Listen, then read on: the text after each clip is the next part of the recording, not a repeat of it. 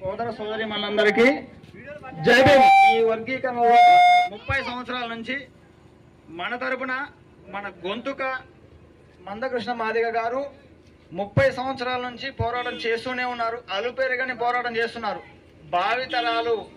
భావితరాల కోసం ఎస్సీ వర్గీకరణ అవసరం అని చెప్పేసి మందకృష్ణ మాదిగ గారు చేపట్టిన ఉద్యమం అదొక ఉధృతంలా మారి ఒక ప్రపంచం సృష్టించి 30 సంవత్సరాల తర్వాత చరిత్ర సుప్రీంకోర్టు ఒక జడ్జిమెంట్ ప్రకటించిన రోజు ఈ రోజు మనకు చాలా సంతోషం.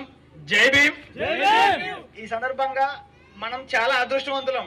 ఎందుకంటే మనం ఈ కాలంలో చూడగలం 30 సంవత్సరాల నుంచి మొదలుపెట్టినటువంటి ఉద్యమం ఈ రాజ్యాంగంలో మనకు ఉన్నటువంటి కల్పించిన హక్కులు, బిఆర్ అంబేద్కర్ గారు మనకు కల్పించిన హక్కుల్ని ఉన్నటువంటి మన బాధ్యతని అంతా ఒక ఉద్యమంలాగా తీసుకొచ్చి ఒక పిడికిలు బిగిస్తే అది ఎంత శక్తివంతంగా ఉంటుందో 30 సంవత్సరాల వరకు అలుపెరగని పోరాటం చేసి మన కోసం ఆయన జీవితాన్ని మొత్తం త్యాగం చేసి ఈరోజు ఈ సందర్భంగా మనం విజయం సాధించినాం. అందరికీ చాలా సంతోషకరం.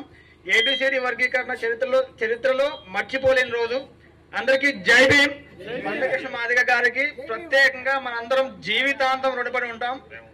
అంబేద్కర్ గారు ఎట్లాగో మనకి చరిత్రలో, భారతదేశ చరిత్రలో ఎట్లా నిలిచిపోతారో మనమందరం కూడా ఎస్సీ వర్గీకరణ సాధించినటువంటి వ్యక్తి మందకృష్ణ మాదిగ గారిని జీవితాంతం మనం గుర్తుపెట్టుకోవాల్సిన అవసరం ఉంటుంది. అదేవిధంగా మనకి ఇంకొక శుభవార్త, అది ఏంటంటే ఎస్సీ వర్గీకరణ గురించి సుప్రీంకోర్టు ఏదైతే తీర్పు చెప్పిందో దాన్ని ఆకాంక్షిస్తూ మంచిగా మన ముఖ్యమంత్రి రేవంత్ రెడ్డి గారు ఏం చెప్పారంటే, దేశంలోనే ఈ విధానం ఎస్సీ వర్గీకరణ గురించి మన దేశంలో ఉన్నటువంటి అన్ని రాష్ట్రాల కంటే ముందు మనమే ఆ బిల్లుని స్టేట్ వైజ్ గా ప్రతిపాదిస్తామని చెప్పేసి ఒక హామీ ఇవ్వడం జరిగింది. మనందరం ఆయన కూడా చాలా రుణపడి ఉంటాం. ఈ సందర్భంగా జై భీమ్, జై భీమ్, జై భీమ్.